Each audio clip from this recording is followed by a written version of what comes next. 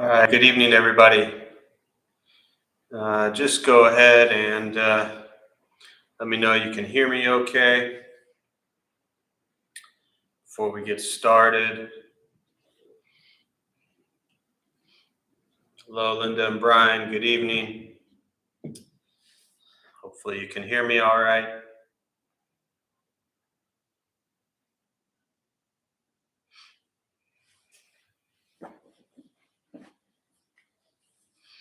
All right, thank you. Appreciate it.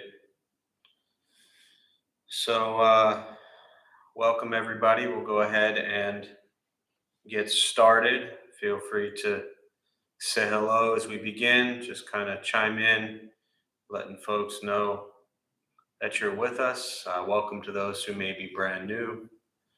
We'll go ahead and we'll join palms as we start.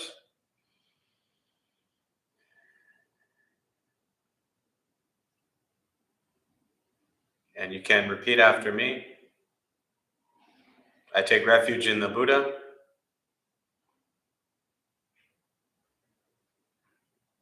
I take refuge in the Dharma.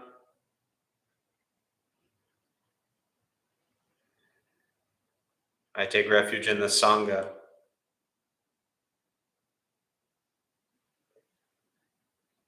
And keeping the palms joined.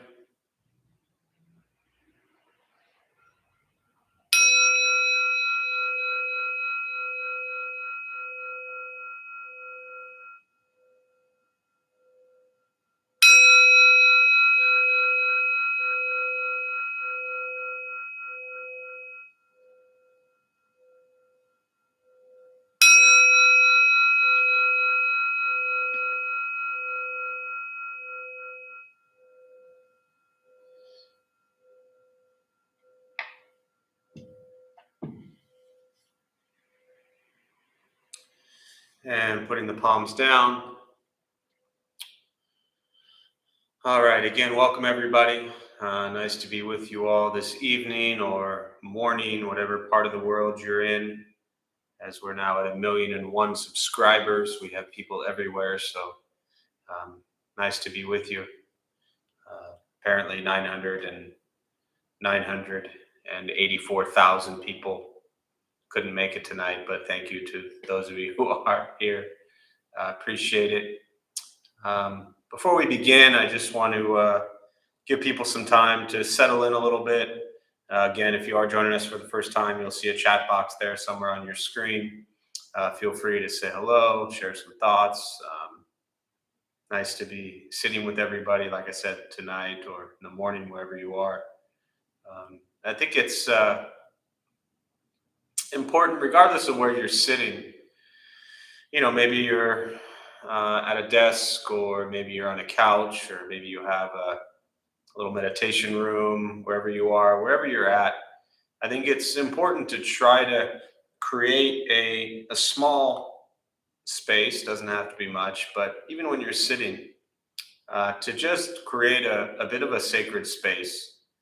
And if you're just right now sitting on the couch where you normally watch TV, I'm not suggesting you get up and change all that. Just stay there for now. That's fine, and you can continue to stay there.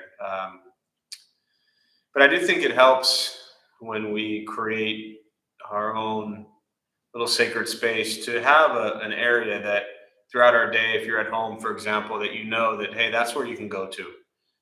And like I said, I mean, I've seen people set up spaces with like a little 2x2 corner of a wall and taking a shoebox and using that as their little shrine. But I think having a space at home or wherever you are that you've designated to be your space to sit is helpful.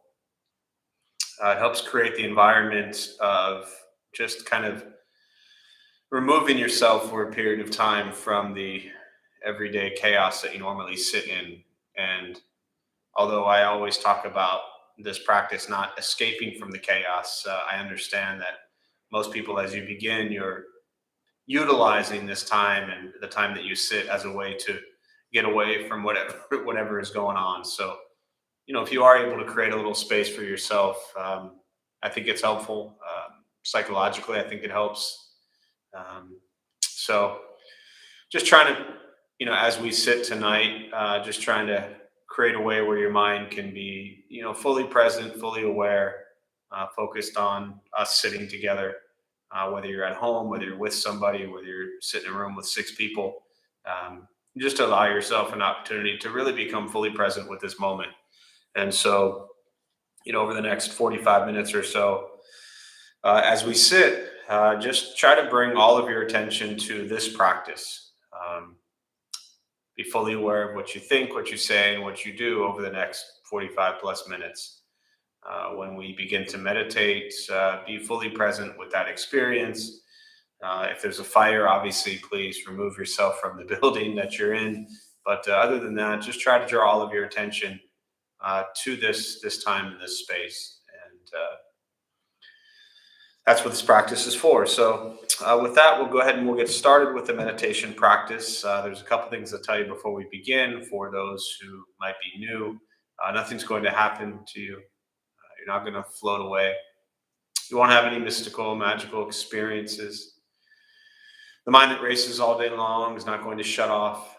Don't judge your practice, meaning don't ask yourself, is this working or not working? Are you doing it right or wrong? We're just going to sit, we're going to breathe. You'll hear sounds inside, sounds outside. This is life. Life is filled with chaos, as I mentioned earlier. And this practice is learning to get quiet and still within all of the chaos. So, posture, you just want to be comfortable. If you are in a cushion, often it helps slide into the front third. Pushing the stomach forward allows the back to straighten, shoulders to relax. Hands can be on the knees or in the lap, whatever's comfortable. If you're on a chair or a bench or couch, wherever you're sitting, again, also just trying to sit upright. I know everybody's stressed out and wants to relax, but let's not use this practice as a time to check out and go to sleep. Let's use this practice as an opportunity to be present.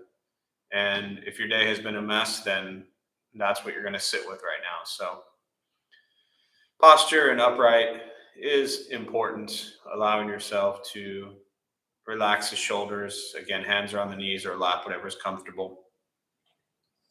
I will guide us as we begin, and we will settle into a little bit of silence. Most important, do not expect anything with this practice. We're just going to sit and breathe.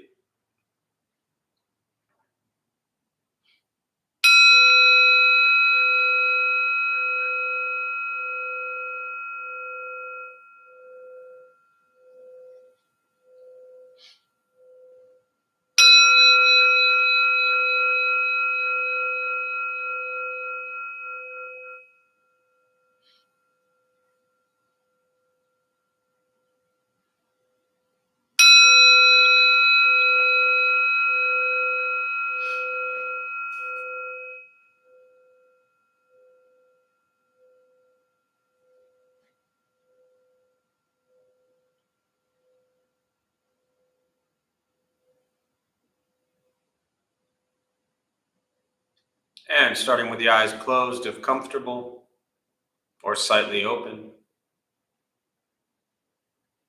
Mouth is open or closed. We'll start with taking 3 deep breaths slowly.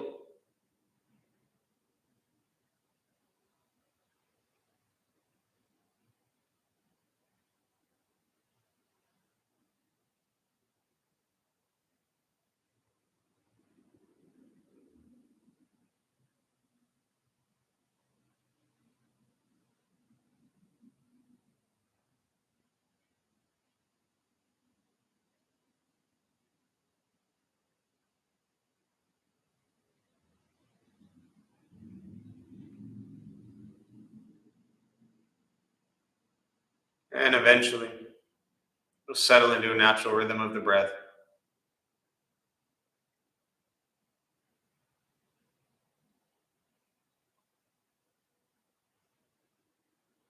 Noticing the mind as it wanders, jumping from thought to thought.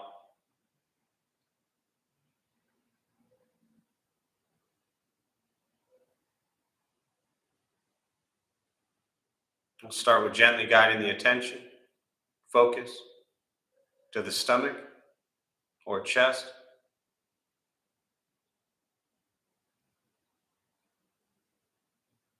Breathing in, feel them rise. Breathing out, they fall.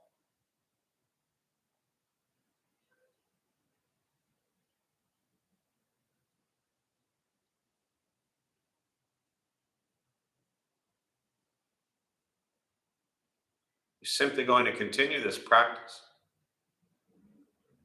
observing sensation of breath,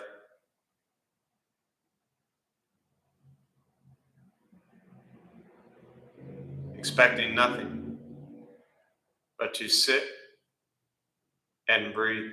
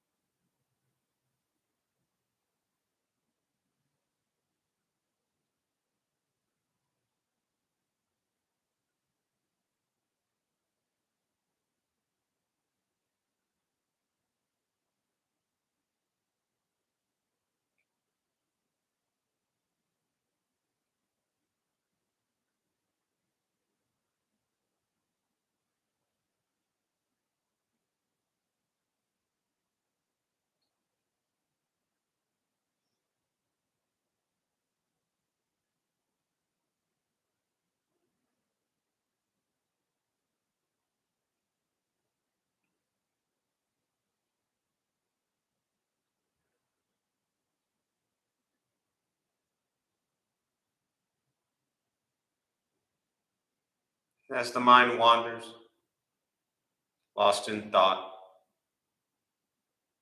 recognize it,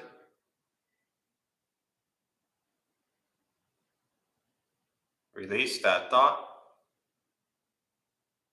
return attention, focus to the breath.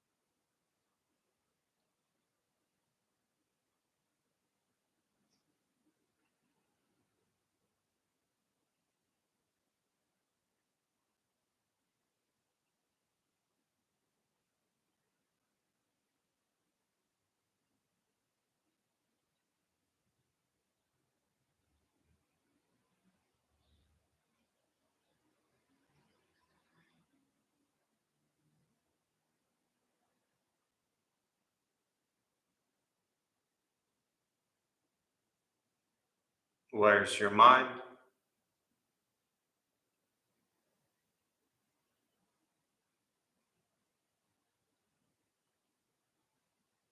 Return attention, focus to the breath.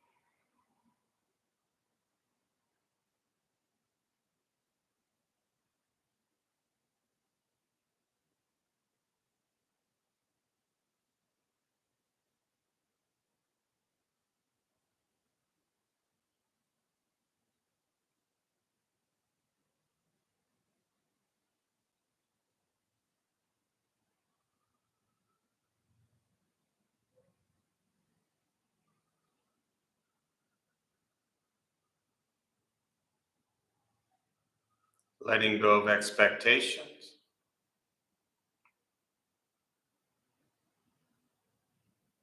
you're letting go of judgment of your practice,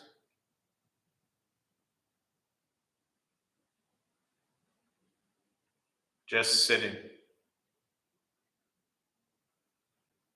breathing,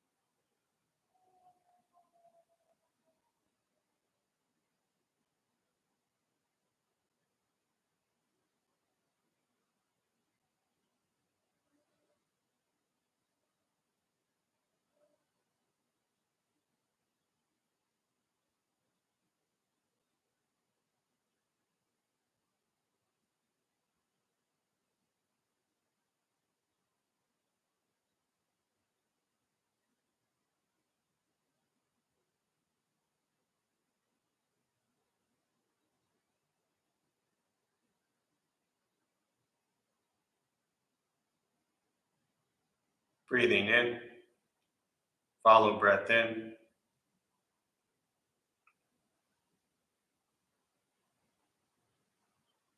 breathing out, follow breath out.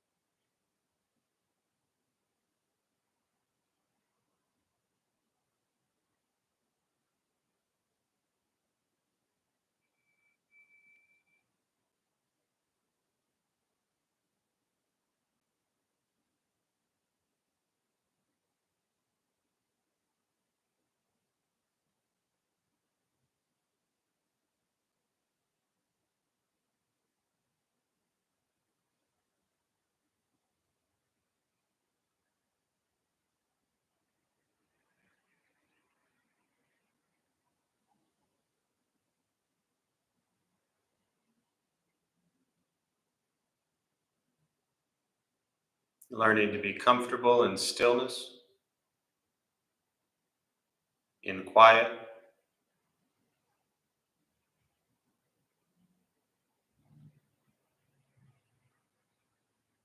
wanting nothing but to sit and breathe.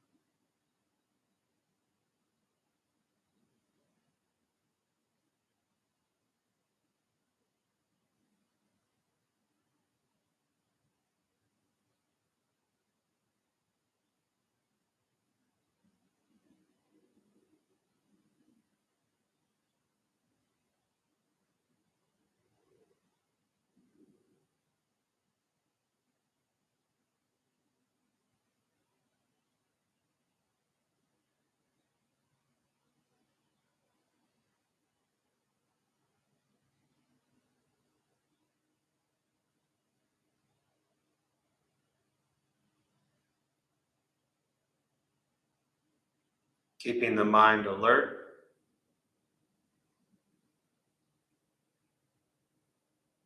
aware of each sound,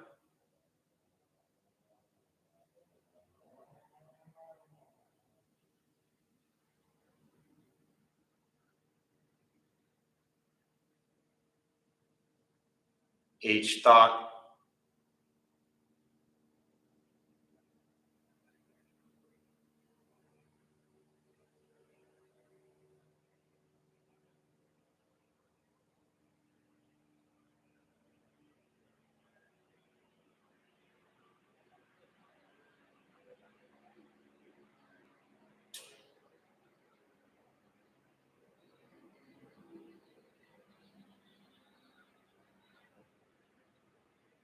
each physical sensation.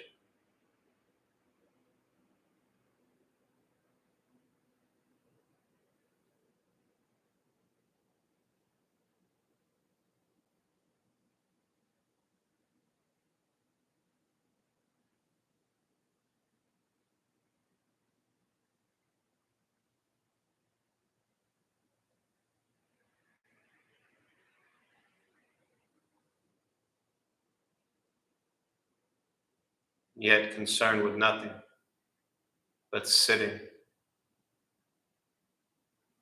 breathing.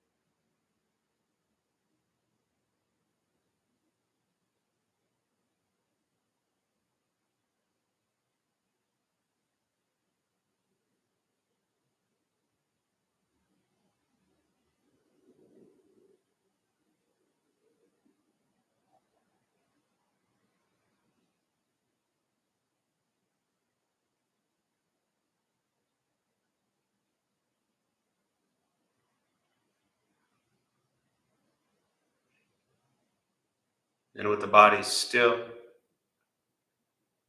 rested,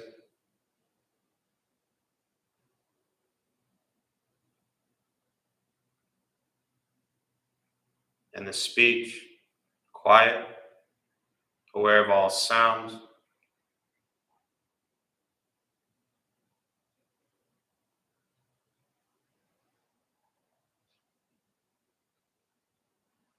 and the mind learning to settle,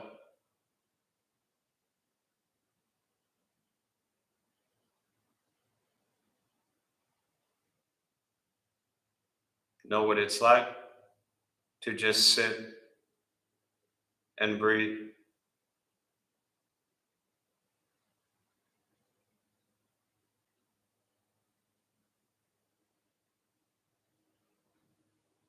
knowing with each breath there's nothing else to do,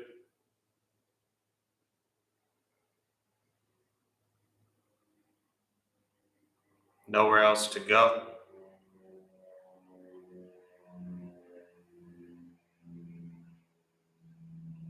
no one else to be.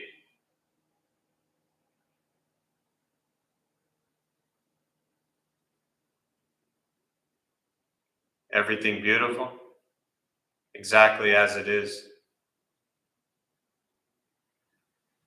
sitting, breathing.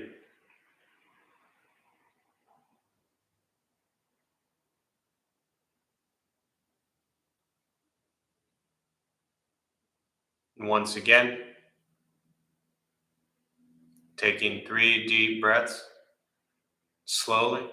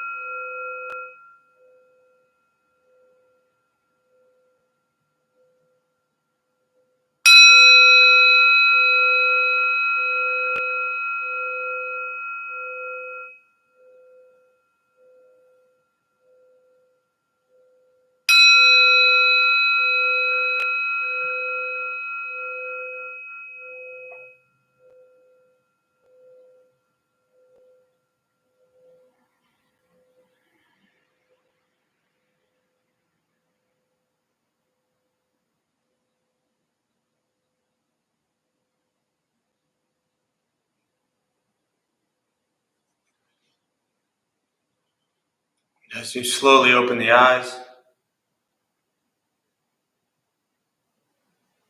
slowly beginning to move, and most important, with the practice of meditation, is to recognize how you feel now, immediately after. Compare this to how you typically feel throughout your day. Recognize the difference, if there is one. Ask yourselves how you prefer to feel every day for the rest of your life.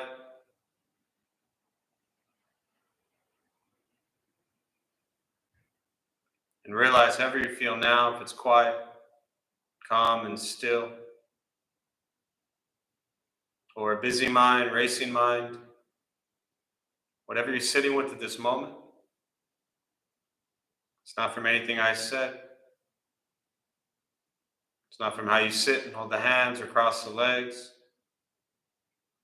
It's not from the sounds around us or anything else for that matter.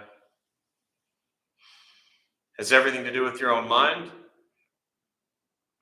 and your own mind's reaction to an external condition.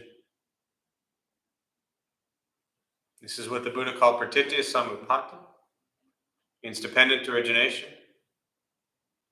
This is the basis of the Buddha's awakening. The word Buddha simply means awakened. He was a human being, no different than anyone else, who began to understand why he suffered, why he got angry, sad, depressed, stressed, anxious. He began to understand the causal relationship of all phenomena. What that means very simply for all of us, regardless of where you come from or what you believe in or where you think you're going, your whole life is filled with things that happen. You react. More stuff happens. More reactions. That's it. This practice is learning what it's like to respond to something quietly, peacefully, still. And for most of us, the way you responded to the last 20 minutes is quite different from how you respond to everything else that's happening throughout your day. So all we're working on is closing the gap to where the way you feel now is closer to how you feel always. Just as driven, motivated, productive, successful, whatever that means to you in your respective lives. But with a mind that's steady, clear, focused, distracted by nothing, disturbed by no one. This practice is not easy. It's not necessarily fun. It's not an escape, as I mentioned earlier. It is direct perception into this present moment. And very often that present moment is incredibly difficult. Meditation is free. Buddhist practice free. Sitting, breathing, becoming aware of what you think, what you say, and what you do. Once you stop trying to change, fix, control, manipulate everything and everyone around you, and you work on changing your mind and your reaction to the world around you, life gets simpler. But it's difficult.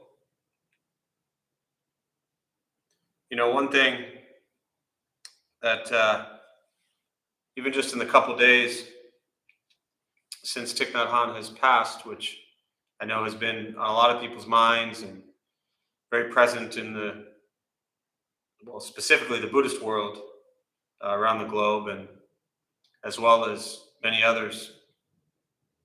But it's something that I've noticed just in, like I said, the last 2 to 3 days as this has occurred. There seems to be almost like a re-energized motivation, intention occurring in a lot of people. even in just my very narrow view of Dharma Bum world and social media Buddhist world. But with all the beautiful thoughts and quotes and images and ceremonies and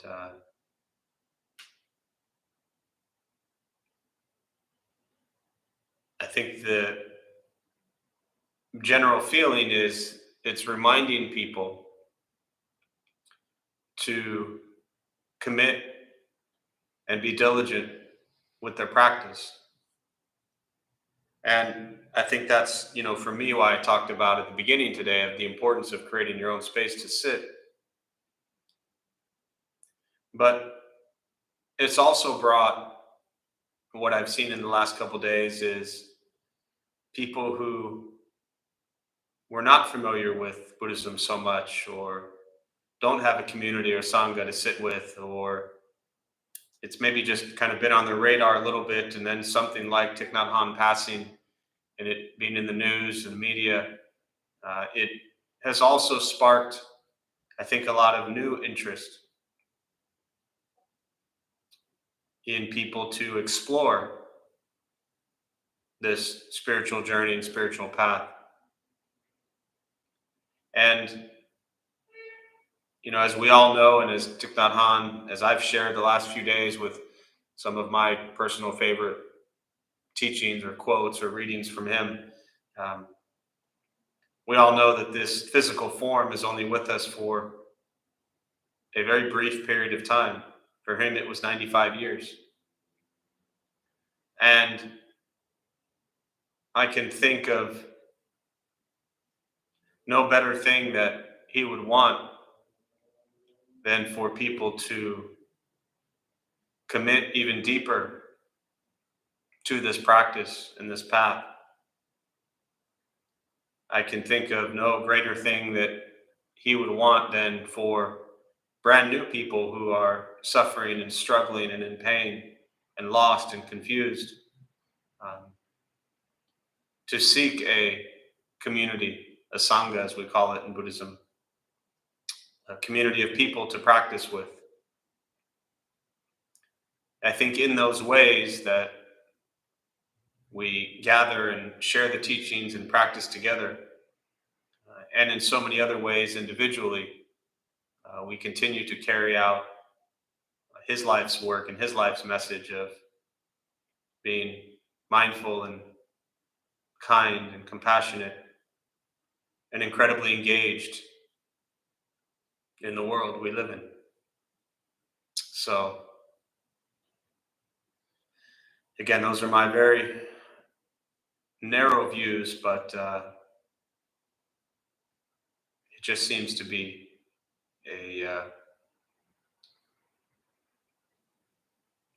a bit of a flame that's been lit, or a spark, for many people. So, um, with that, I'll pause. If you are brand new tonight, again, welcome. You'll see a chat box there on your screen somewhere. I'd like to, as always, use the rest of our time this evening really just to open up to questions, meditation, Buddhist practice, anything that you're sitting with. Feel free to type it here, or any thoughts you want to share. And as always, I really just prefer to respond to what's on your mind, and I'll use the rest of the time for that.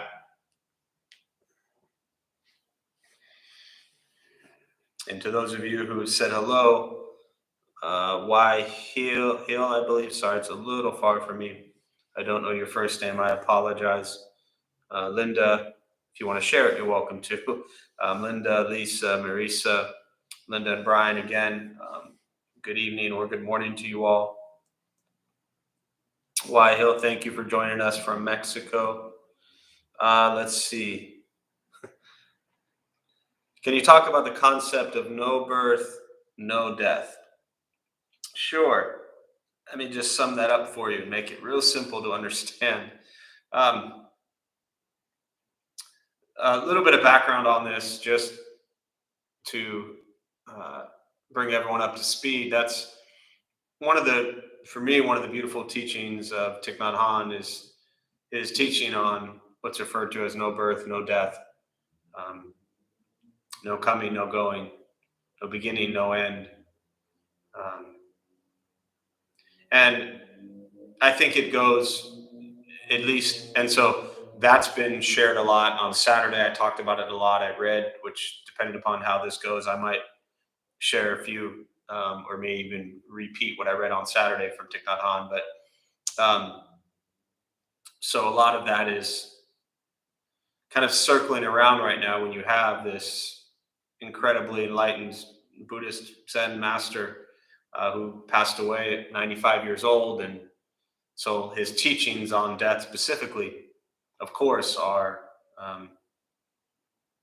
in our, in our consciousness and in our face, literally, and in our hands and in our phones, even more so. And we're seeing the expression, no birth, no death. And so for me, my introduction to this teaching really started in 2003 when I started going to a Buddhist temple here in San Diego, Shifang Temple. A lot of you have heard me talk about this before, but it's a Taiwanese-based temple, and I was brand new to Buddhism and read a bunch of stuff for a handful of years, but never really gone to a temple or practiced with anyone else. I just thought it was something that was cool to read. And when I first started going to the temple, I joined a little study group, maybe a handful of us, and we were reading a text by Nagarjuna, and he was a fourth century Buddhist philosopher. Often, many people refer to him or consider him the next wisest after the Buddhist teachings, after the Buddha himself, but just one of the incredibly wise individuals exploring and then teaching Buddhism. And there's a text called The Fundamental Wisdom of the Middle Way. And this is where that teaching on no birth, no death, no coming, no going, no beginning, no end, very specifically, we talk about you can't have something come from nothing. So there's no beginning and there is no end. There's just an endless continuation. In Buddhism, we refer to it as the alaya vijnana, the storehouse consciousness, which is your karma, your accumulation of karma that continues on endlessly. Now, when we think of our lives, we think very often, okay, I am Jeff, and this is my life, and I was born in 1975, and then I will die at this point in time, and that will be it. And in a very Western view, then one would think, well, maybe he goes to heaven, maybe he goes to hell, who knows, right?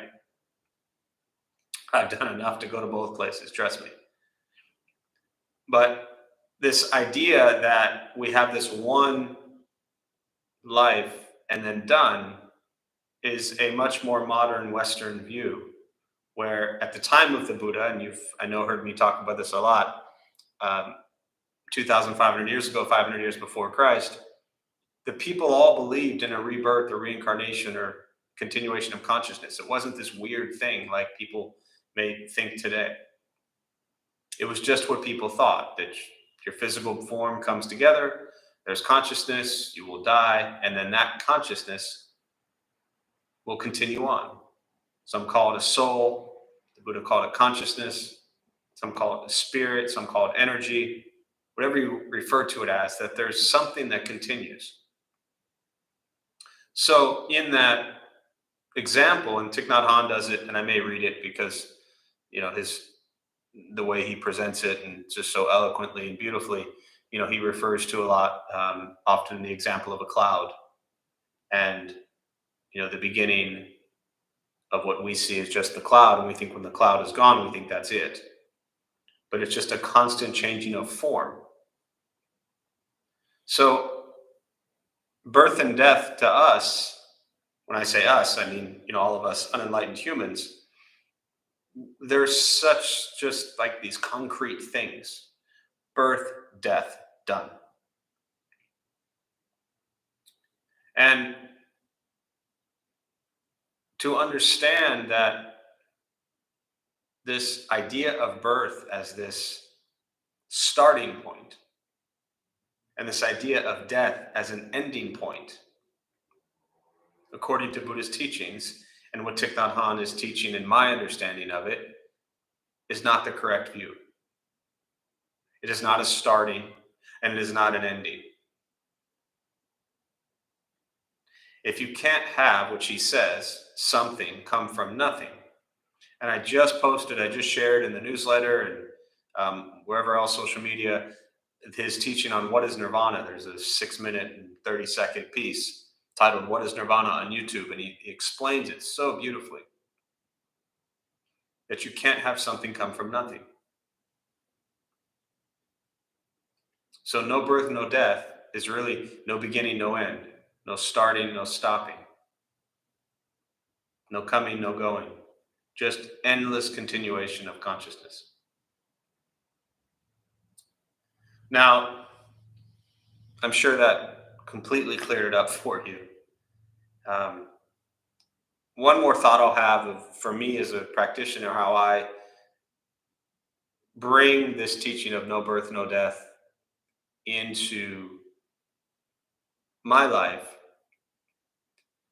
is that forget this notion or concept of birth and death for a minute, and just think about your day today, your evening now, or morning now, wherever you are, and recognize that it's just what we call time, which we are stuck and attached to, occurring. But if you break that down, it's just moment to moment to moment of thoughts and words and actions. This is our karma. Karma is not getting what you deserve. For those who are brand new, karma is what we bring to the world, what we think, what we say, and what we do. So karma is not what we get, it's what we give. And what are we giving in each moment with our body, speech, and mind? What are we thinking, saying, and doing in each moment? So no birth, no death. It helps me to think it's not today, tomorrow, yesterday, next week, next year, 5 years. It's just, what is this moment? And each moment is just a continuation of the prior moment. So again, I don't look at no birth, no death as a teaching talking even about birth or death.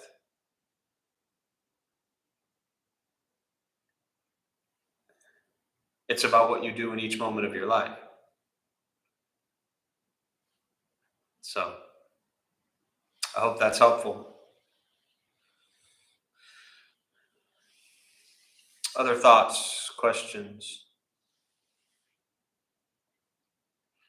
Let me see if I can pull it up here and I could share it, but I'll go ahead and allow you to chime in with any additional thoughts or questions.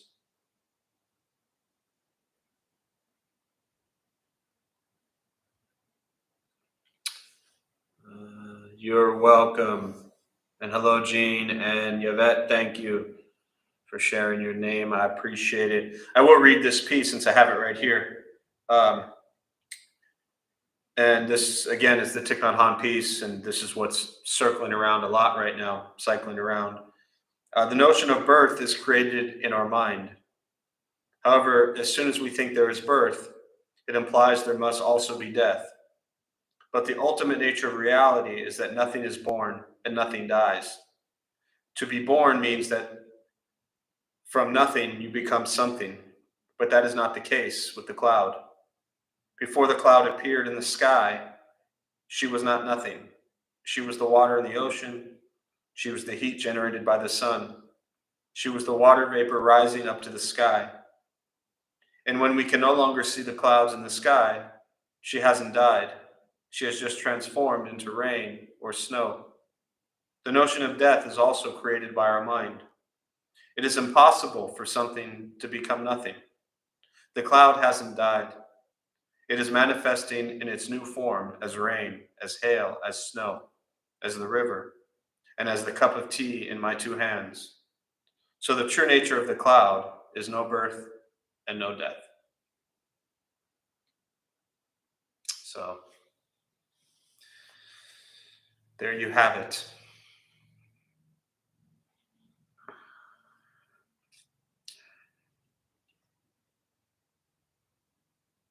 Other thoughts, questions?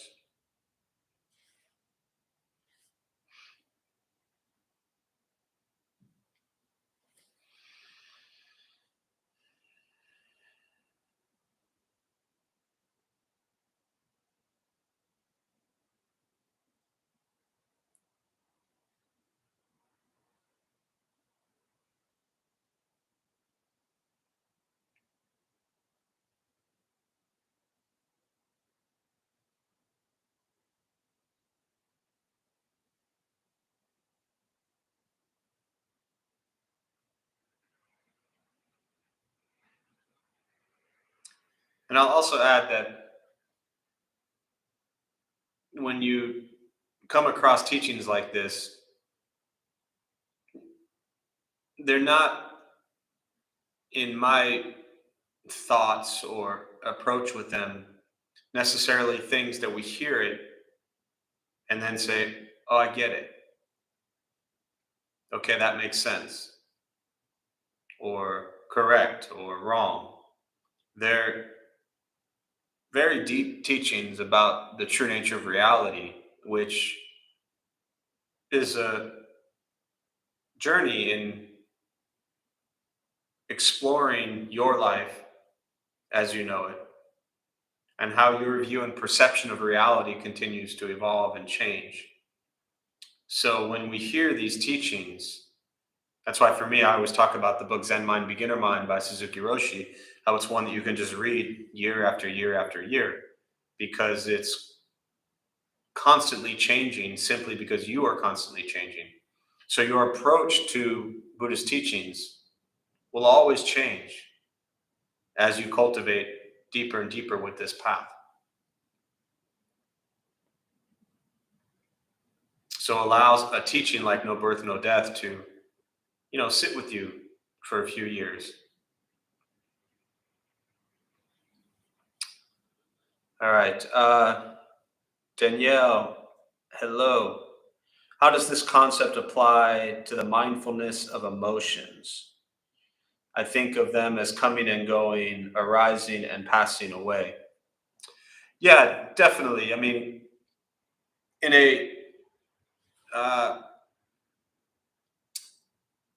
let's see. Let me start with this. In a very in Buddhism, we talk about conventional reality and ultimate reality, and I think since we've started on the path tonight of talking about no birth, no death, and um, no beginning, no end, etc., and the true nature of reality, you're really talking about ultimate reality.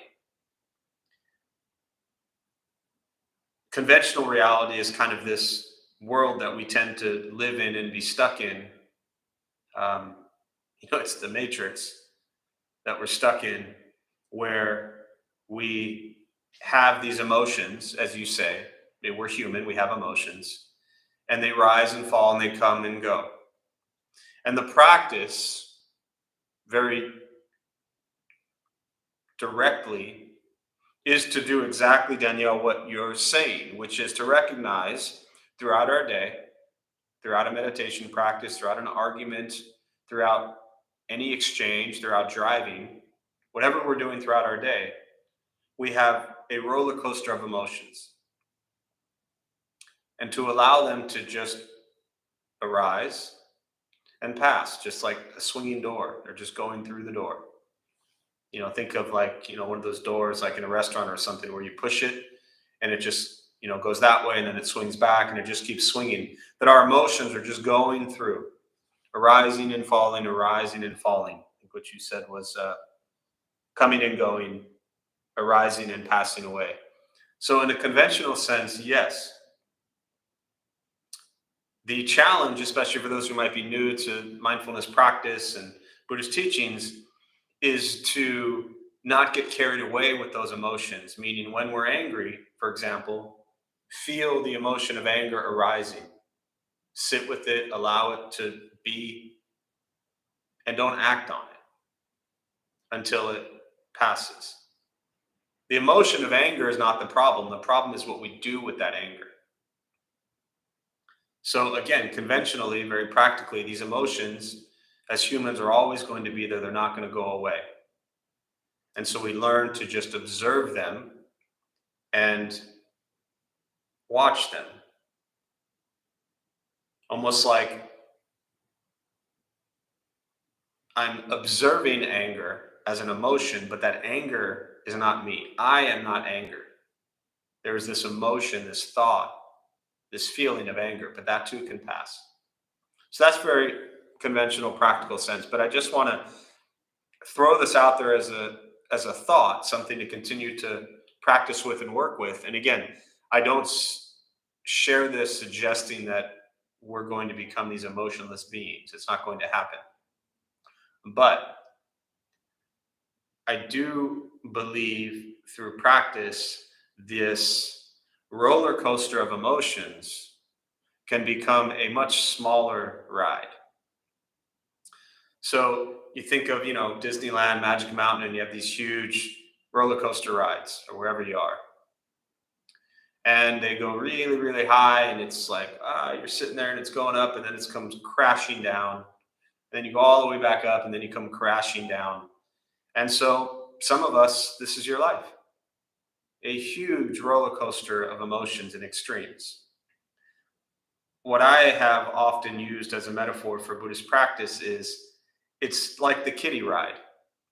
You take your little 5-year-old on the little kiddie ride, and it's a little motorcycle, bicycle looking thing, or, a carousel, whatever it might be.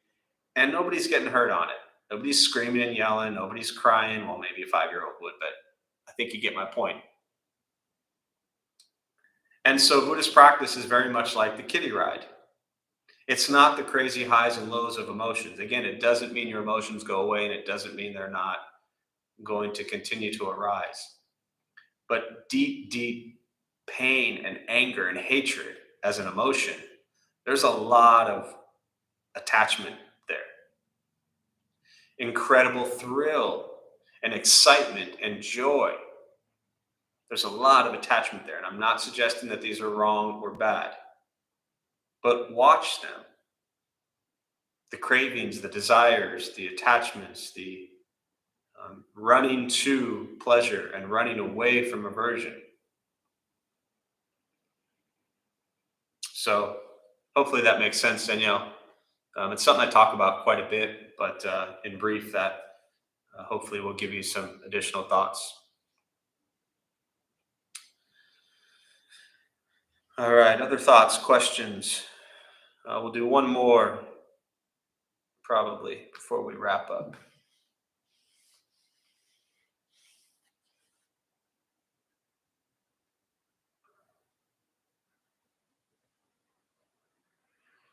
The last thing that just popped into my head, and I get it. The kiddie ride is not fun for adults. And again, I'm not suggesting that your life shouldn't be fun and that it needs to be boring.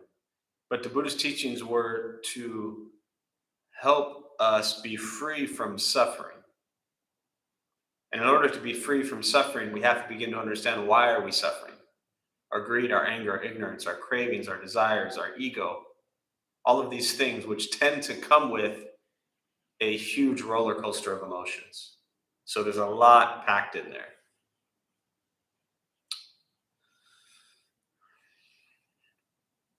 Tanya, you're welcome. Any last question before we wrap up?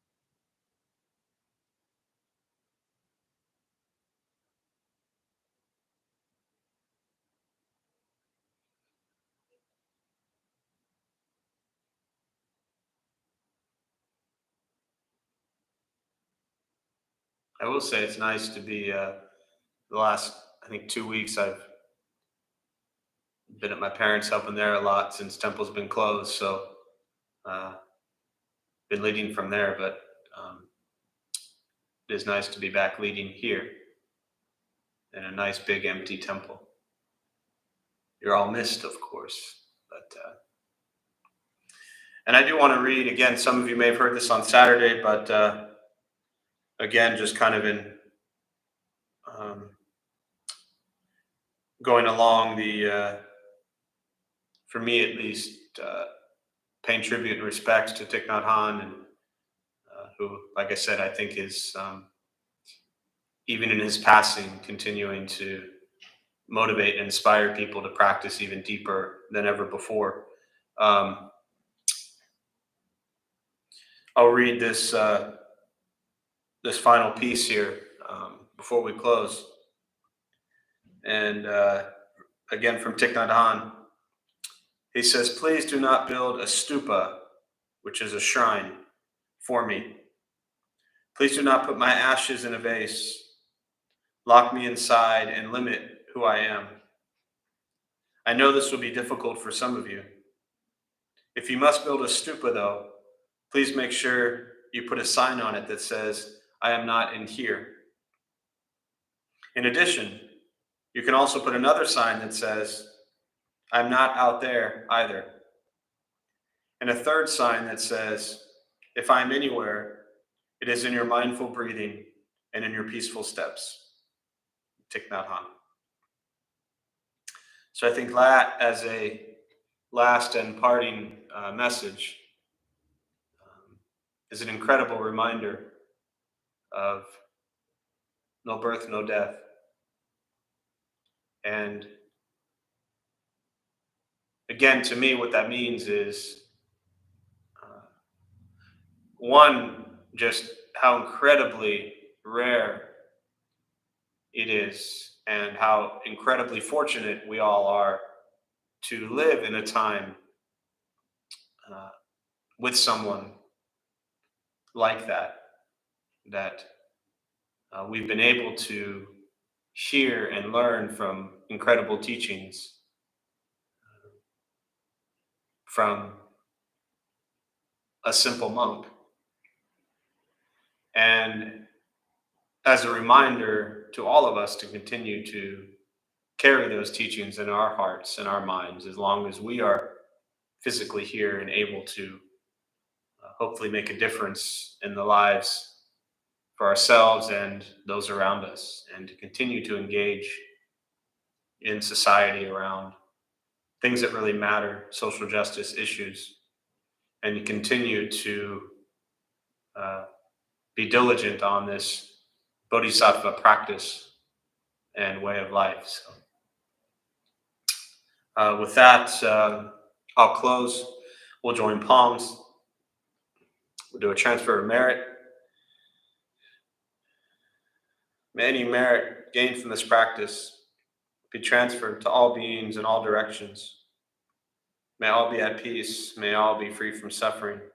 May any merit gained be transferred to the more than 4 million lives that have been lost during this pandemic, and to their family and friends who continue to suffer at this time. May they all be at peace. May we all be at peace and free from suffering.